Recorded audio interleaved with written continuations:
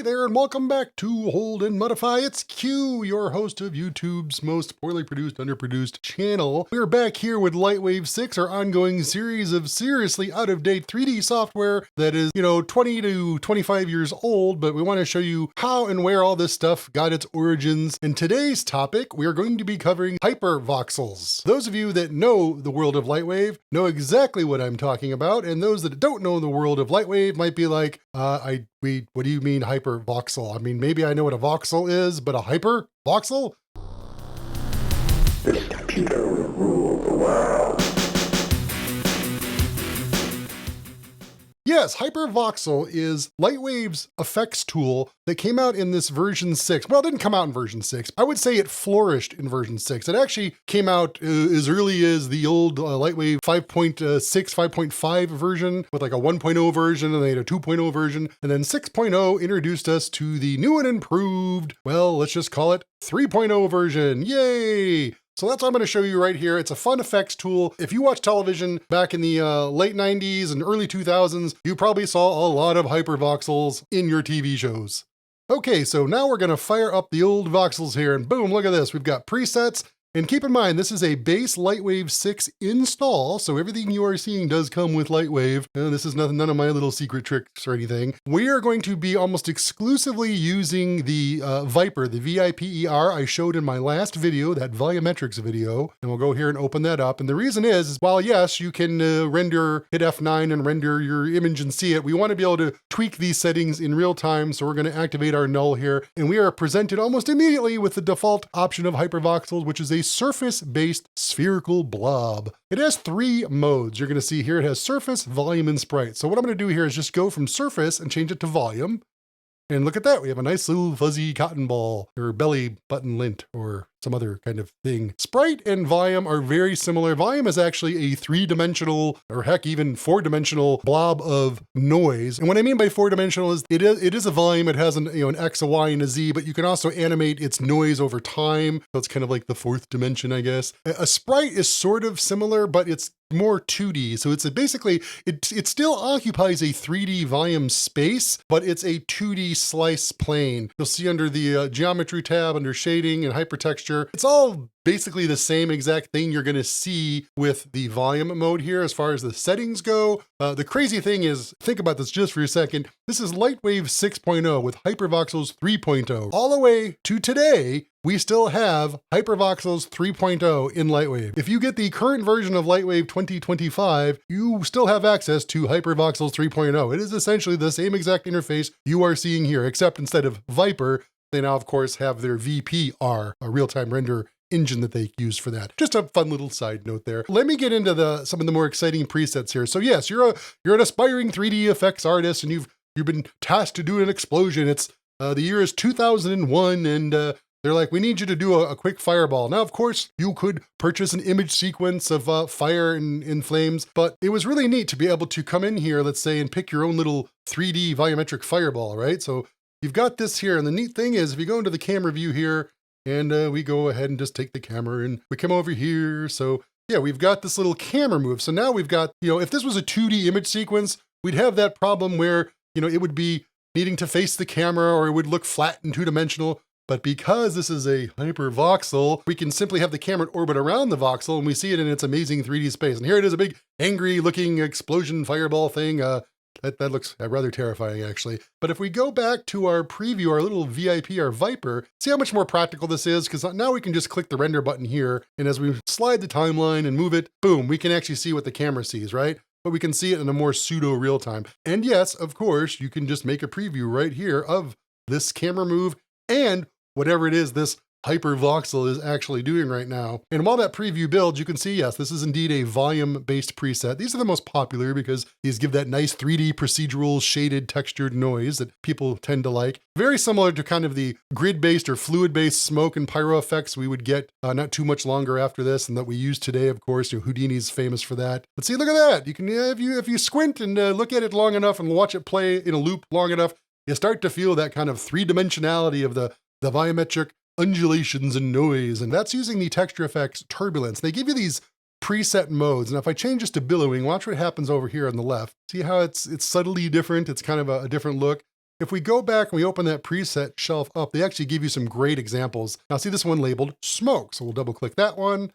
And sure enough, yes, a very smoky effect. Now, if this is a little too chunky for you, you can turn off draft mode and you get a much more high resolution look there. In fact, because this is a more modern system, we can go all the way up there on our real-time preview system, get you a much better look at it there. And yeah, as you can see, there's definitely a awesome self-shaded 3D blob noise going on. If you look here at the basic shading simples, you got your thickness. If you want to crank this up, it's obviously going to make it, a much more solid like blob shape. The smoothness does make it lighter, but it actually seems to give it a much more natural look when it comes to things like smoke. And if you lower this smoothness, I've noticed it starts to make it look a little more, I don't know, chunky is the right word, or thick maybe. So the weird thing is you can lower the thinness way, way down here and you get this nice wispy kind of classic looking smoke effect, and you can add some more smoothness and you can smooth it out even more. And now you're starting to get that kind of 3D looking smoke look. And if we go to draft mode again and we make a preview, as you're going to see, nothing is happening. As I build this preview, it's just this static 3D volumetric noise cotton ball thing. To get it to move, there's numerous things you can do to get it to move. The easiest way is that kind of 4-dimensional thing I mentioned with the texture effect. You could just add some turbulence. And you can see here there's a speed, and if we go ahead and make preview again, now you can see it actually changing per frame. And that's a way that you can animate this noise all on its own, just kind of like a separate parameter. And if you hit play, you see it kind of just quickly, it's probably way too fast there, undulating. And there's different modes. There's the displace and dissolve. The interesting one about dissolve, if I remember correctly, like its namesake says, it automatically animates a noise parameter, and then over time will actually dissolve or eat or chew away the voxel to nothing based on the effect speed you have chosen. So as you can see here in the preview, it's slowly disappearing, and there it goes. It's going to be gone, and now it's gone. Okay, so that is what the dissolve texture effect does. It does an animated noise and it automatically fades it for you. It was a neat little effects gag. Remember, these tools, they existed to allow artists to kind of quickly create effects and little gizmos and things to get up on there. And yeah, there's numbers of ways you can dissolve this effect yourself. You could do it with size. You could use, the dissolve parameter that's up here, right there. See that? Or you could just use a preset called dissolve. And then, yeah, we go over here, we have the fire and smoke category. We have clouds. A lot of people love doing clouds, and you can see this backlit cloud here. We'll double click that. Now, the interesting thing with the backlit cloud, how they're accomplishing that, obviously, yes, you would backlight it with your lighting. In fact, if you look here, it doesn't look all that backlit. So we'll go over here and we'll find my light. Okay, there she is. We're gonna go ahead and rotate it more to face kind of behind us. And we'll keyframe that to make sure it's nice and happy. I know, look at that. There she goes, the backlit cloud. And how that's being achieved is by changing the illumination mode. So these volume-based voxels, in addition to being like truly 3D volumetric procedural chunky things, they give you the ability to change your illumination model. And the Raleigh model gives you this kind of edge cloud look. The kind of more generic, I just want a fluffy 3D volumetric looking popcorn thing is the beer mode. And again, beer mode, like most voxels, if you backlight it, like you can see here, it's gonna have a very similar effect. But the Raleigh mode is a mathematically more accurate kind of cloud scattering lighting method. Again, guys, I'm not the smartest person in the world. When you guys leave your comments down below, you can probably much more accurately describe what these modes are. Appreciate it as always. You've got the old self-shaded where it actually shades itself independently of the lighting. It can still be affected by lighting, as you can see here. And then constant is more of like a more even illumination where it's, again, it is affected by lighting in the scene, but it's self-illuminating itself. And you can see here this ambient intensity. So if I turn this all the way down, you're gonna see the cloud get a lot darker here. This is essentially like the old ambient light where you could just cheat fill light, right? Just by cranking this up, and that's what they're doing here. If you wanted more realistic, or accurate lighting, you might actually want to turn this completely off and then either use the 2 lights that they let you select here or just use all the lights in your scene. So in this example, since I only have 1 light, our cloud looks suspiciously dark from the front, right? That's a very, very dark, moody cloud. If we just go up here to our light and let's go ahead and add another one, we're gonna give it a nice faint blue color just to kind of simulate some of that sky coloring. We're gonna keep it at 50%. We can turn off specular, not that it really much matters. And on this particular light, we wanna make sure that it's actually facing the opposite of our sunlight, because this is going to be kind of our fill sky cloud light. And then we're gonna pick it right here, boink. And look at that. See, now we've got our blue back, our blue fill, but if you look really, really close, guys, let me make this bigger for you. So if you look real closely here, you can see, I'm gonna turn this fill light off, so let's turn it off, and then we'll set this back to what it was at, 40%. So yes, the fill of the voxel is gonna, have some nice blue fill, and you can see it in here, but we've lost all of the texture, the 3D dimensionality, the details, right? So let's turn this back off and then pick that fill light again using a real light.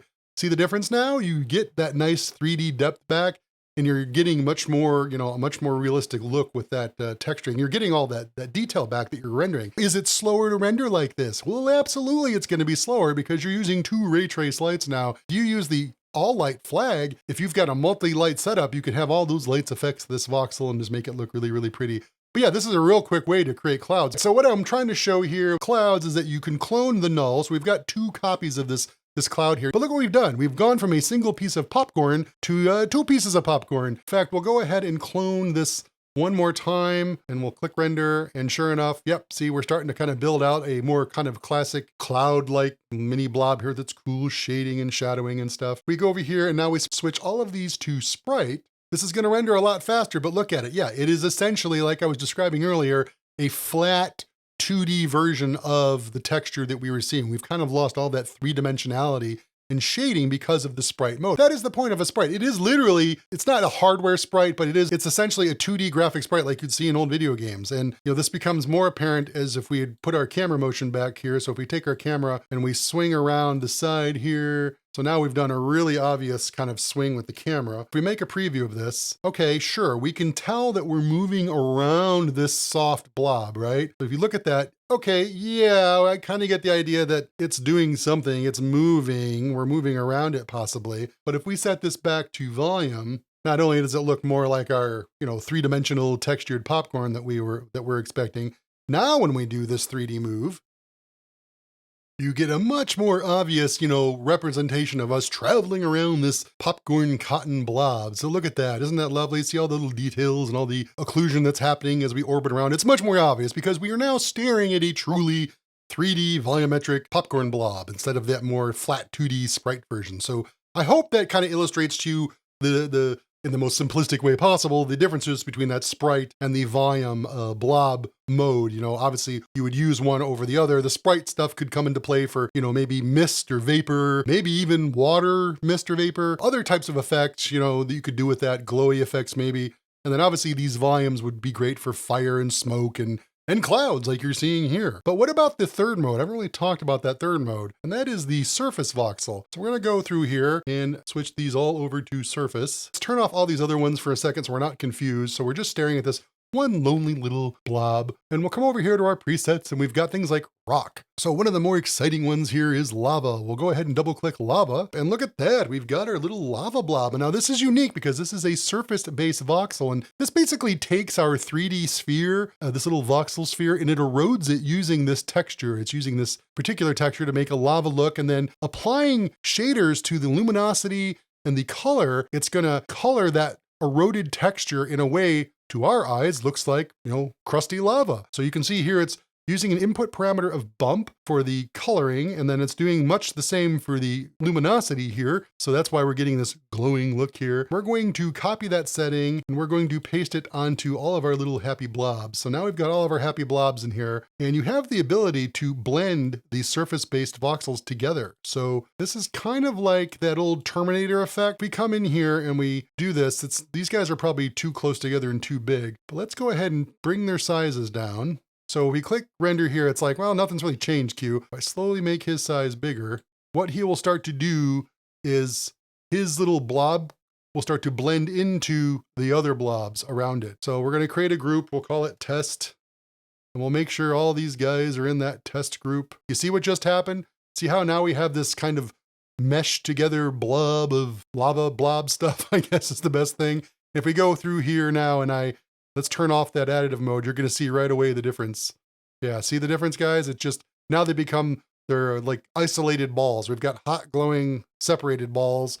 And then if you add this additive mode now, they go ahead and become unified, happy, blended balls. See, you get the nice blob look. And this is how you could do like that Terminator 2 effect of, you could dump some particles on the floor, chromy, shiny fluid, and get a nice little blobby look. You can also do things like negative, which will eat away everyone else that's around him. And then you have this kind of effector mode, which pushes the other two blobs. So instead of eating them, it pushes them away. So you can use an invisible voxel as an effector to kind of push your blobs around. And this is going to lead to some interesting fun effects you can do. So this HyperVoxel tool, especially in its 3.0 version, is an extremely fun and powerful effects tool, really. There's so much you can do with it. But yeah, that was the wonderful world of voxels. Look at all these there's some fun presets in here, guys. Look at this neon furball tissue. That's really gross. Of course, space. This is all your nebula type things. Like have like your spaceship flying around this nebula. You can kind of see from the brief little preview I made there, the kind of 3D volumetric effect that's going on. It could be a gaseous nebula that the Voyager or the Enterprise flies through. All right, guys, so I hope you enjoyed my kind of haphazard little show off of what the heck a hypervoxel is and why it's called hypervoxel. I really don't know why it's called hypervoxels. I guess because the technology is voxel-based render technology and maths, and it's hyper. It can do all kinds of things, all these different modes that it has, and all these different effects. And they actually give you out of the box a bunch of fun presets to play with.